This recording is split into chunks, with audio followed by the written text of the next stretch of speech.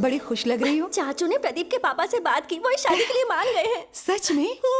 विक्की क्या कह रही है ये? जो कहा सच है। कौन सी जादू की छड़ी घुमा दी? जादू से भी बढ़कर काम किया है। एक क्लिक में 50 करोड़। 50 करोड़?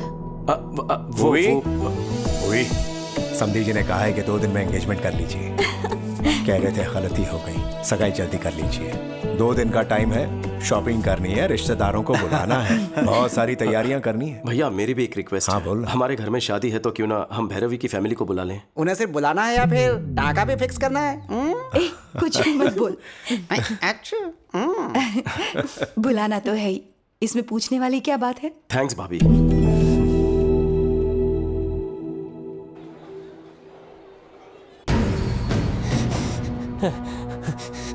ए, क्या हुआ? बॉस, वायलिन बॉक्स वाली गन गायब है। इधर मत देखो बॉस, गलत हाथ में ना पड़ जाए। पट्टी क्यों बांधी? मैं आपके बर्थडे के लिए एक सरप्राइज गिफ्ट लाया हूँ, देख के शॉक हो जाओगे। क्यों रे?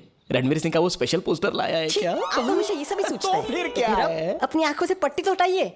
ओके, तुम मेरे सच्चे शागिर्द हो।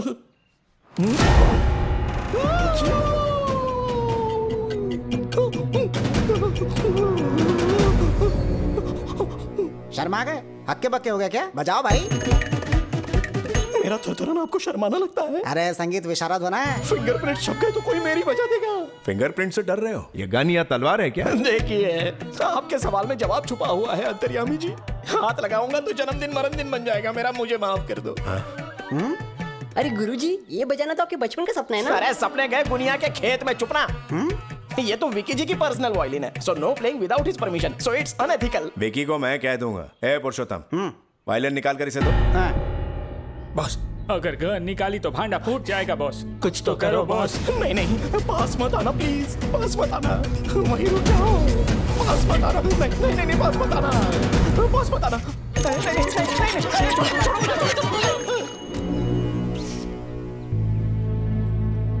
राजा राम जी, सब लोग हट जाओ, वरना सबको शूट करने पर मजबूर हो जाऊंगा। इसी गन से मैं सबको मार दूंगा। आज मुझे सोचने वाली फीलिंग आ रही है। हाथ में वायलिन है, कोई मशीन गन नहीं। अरे ये तो वायलिन ही निकला। ये बॉक्स से निकल करके हाथ में कैसे आ गया? अरे आपने ही तो दिया, अंधेरे में कमाल कर दिया। वो आपने कॉकटेल वाला नारियल नहीं दिया ना, इसीलिए भूल रहे हैं। देखो इतनी लंबी बुलेट। अरे गन उधर, बुलेट इधर, तो बेचारा फायरिंग कैसे करेगा? चलिए जल्दी बुलेट दीजिए। ये लो भाई, और डालो। वायलिन की बॉम्ब में जो फोड़ूंगा। नहीं मतलब मेरा मतलब बजाओ। बजाइए। साथ मिलके बजाएं क्या? तुम बजाओ तो सही, मैं सुर में सुर मिला दूंगा, डोंट वरी। वाह, इस सुर संगम में तो बहुत मजा आएगा। आज रात रोमांस बजाऊंगा। अरे सुनो यार, अभी तक शुरू भी नहीं हुआ बेचारा। अरे बजाने के बाद भी यही बोलेंगे ना। सुनिए ना, बजाने का मन कर रहा है। शान से बजाइए।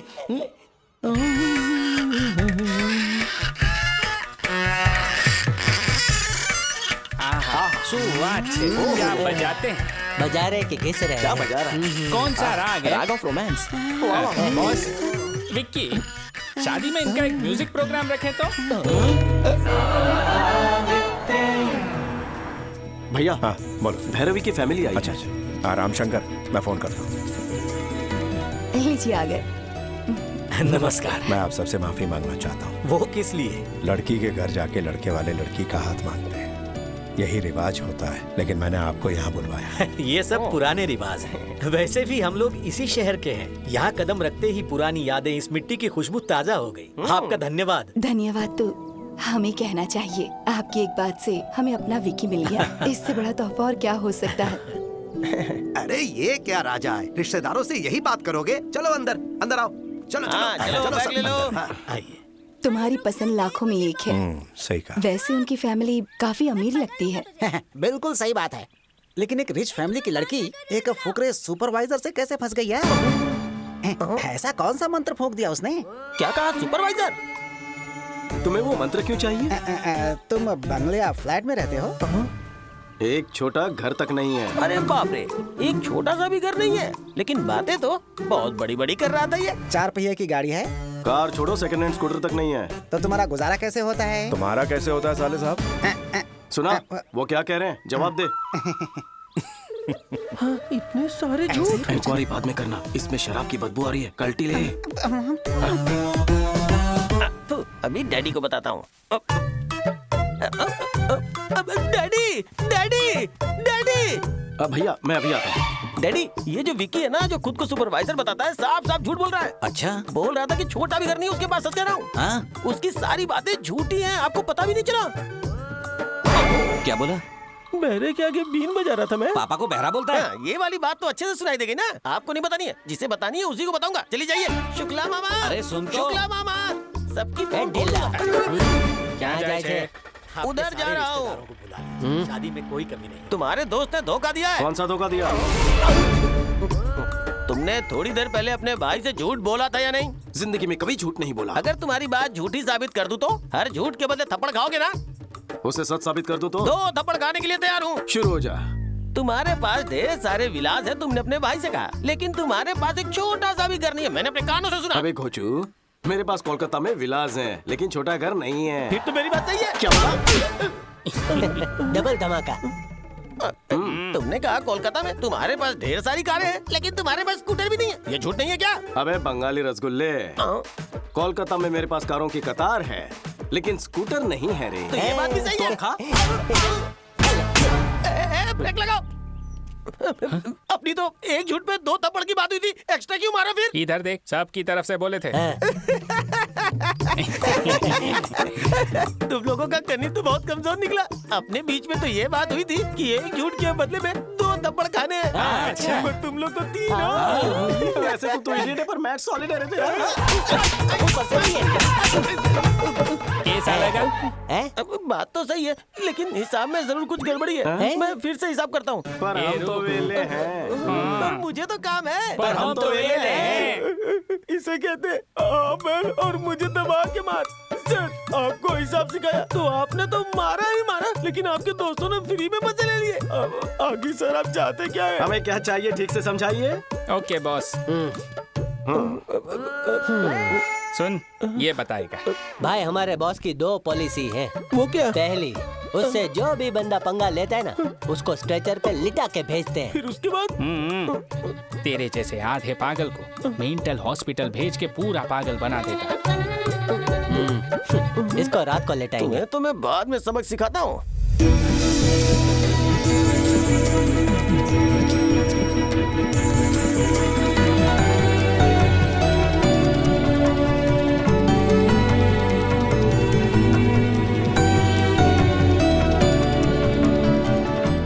लीजिए ना प्लीज।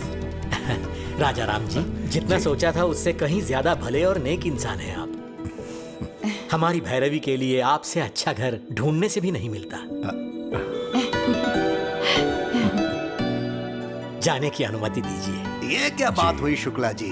आप लोग इतनी दूर से यहाँ पर आए हैं, ऐसे खाली हाथ जाने देंगे क्या? सगाई करके रिश्ते पर मोहर लगा के जाइए।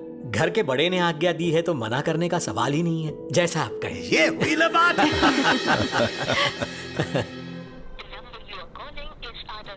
ये रविंद्र फोन क्यों नहीं उठा रहा? दामाद जी, एक नए शहर में किसी नए आदमी के बारे में पता लगाने में टाइम तो लगता ही है। तुम इस तरह से उतावले क्यों हो रहे हो? रविंद्र आ गया सर। आ गया क्या? क्यों रविंद्र बहुत जल्दी लौटा है? सर, कोलकाता में हर कोई उसका नाम जानता है। क्या कहा? यहाँ तक कि उसका एड्रेस भी सबको पता है। वो वहाँ बहुत फेमस है।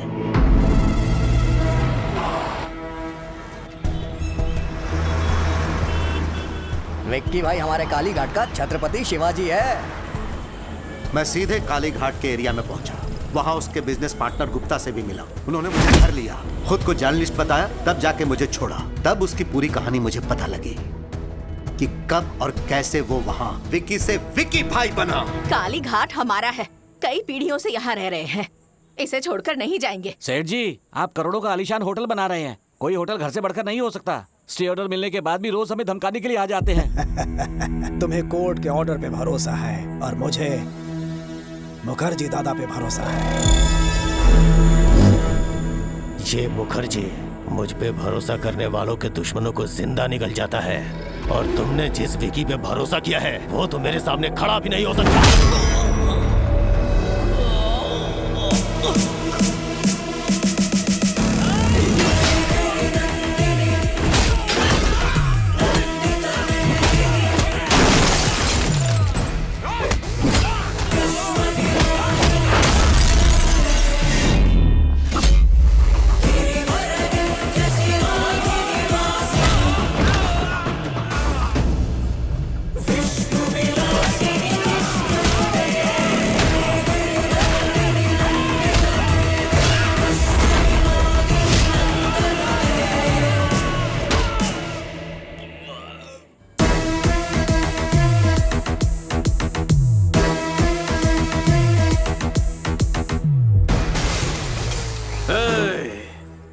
आइंदा कभी एरिया में कदम रखा तो जाते वक्त पैरों पे नहीं बैसाखी पे जाएगा।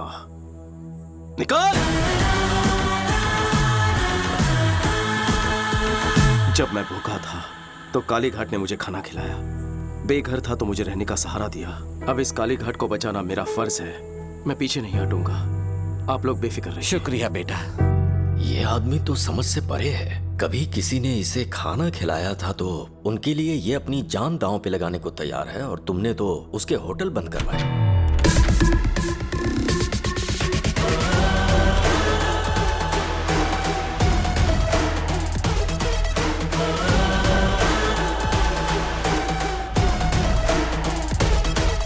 क्यों रविंद्र, घर ढूंढने में ज्यादा तकलीफ तो नहीं हुई? बाय द वे, मेरी इंफॉर्मेशन निकलवाना रविंद्र को मौत के मुंह में डालेगा। इन्हें कोलकाता से वापस हैदराबाद जिंदा लौटाने में सिर्फ एक ही इंसान का हाथ है, मेरा।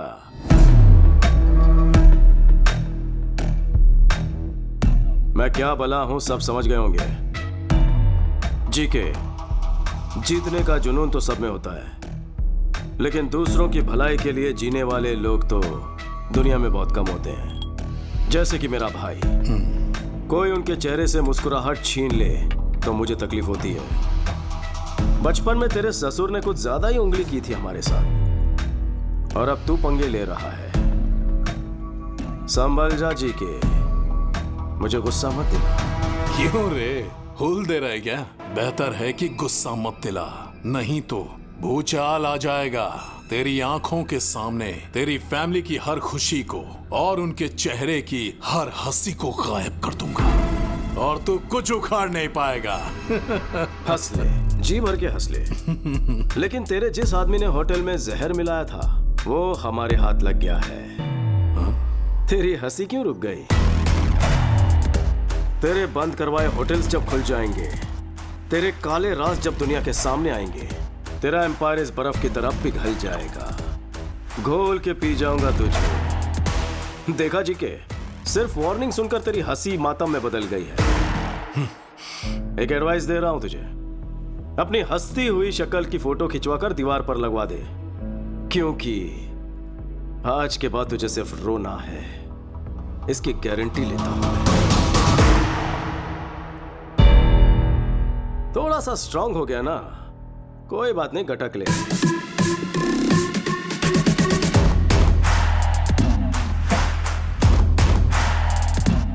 याद रखना, दुश्मनी ली है भैया से, लेकिन सामना होगा मुझसे। All the best.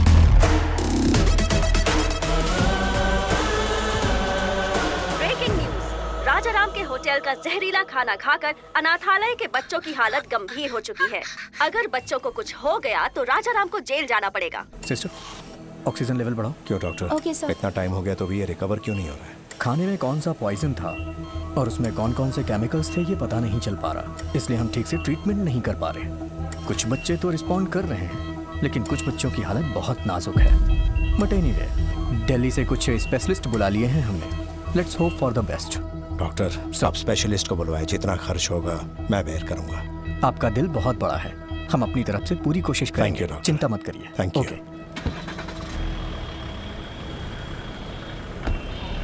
Okay sir. वकील साहब। हाँ? अरे अरे, भैया तो अभी अभी निकल गए। इसीलिए तो मैं आया हूँ, भैया के केस के बारे में डिस्कस करना है। उस दिन भैया के आश्रम में जो फूड पॉइजनिंग हुई थी, उस मामले में बच्चों को दिए खाने में कुछ हानिकारक केमिकल्स मिले हुए थे। फूड इंस्पेक्टर ने केस किया था। किसी ने मिलाया होगा, इसलिए फूड पॉइजनिंग हुई।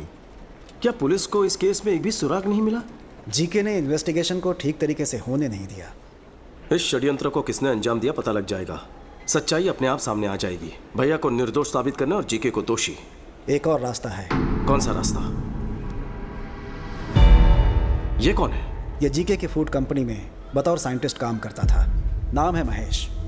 वहाँ हो रहा है मिलावट के बारे में और हेल्थ प्रॉब्लम्स को लेकर काफ़ी रिसर्च है उसकी। जीके फूड्स खराब है। जब भैया ने यह बयान दिया तब ये महेश भैया से मिला था। जीके पर आपने जो भी आरोप लगाए हैं वो सब सही हैं सर। एक्चुअली वो चाइना से अडल्ट्रेटेड प्रोडक्ट्स लाकर बिना अप्रूवल के ही मार्केट में बेच रहे हैं। चिप्स में अच्छे ऑयल के बदले पामोलिन ऑयल इस्तेमाल कर रहे हैं, जिससे कैंसर होने का बहुत बड़ा रिस्क है। चाइनीज सॉल्ट के बदले अजीनोमोटो यूज कर रहे हैं, जिससे छोटे बच्चों में और बड़ों में भी ब्रेन सेल्स डैमेज होने का खतरा है, जिससे दिमाग ठीक से फंक्शन नहीं कर पाता। कई समय से मैं जीके के सारे प्रोडक्ट्स पर एक रिपोर्ट तैयार कर रहा हूँ।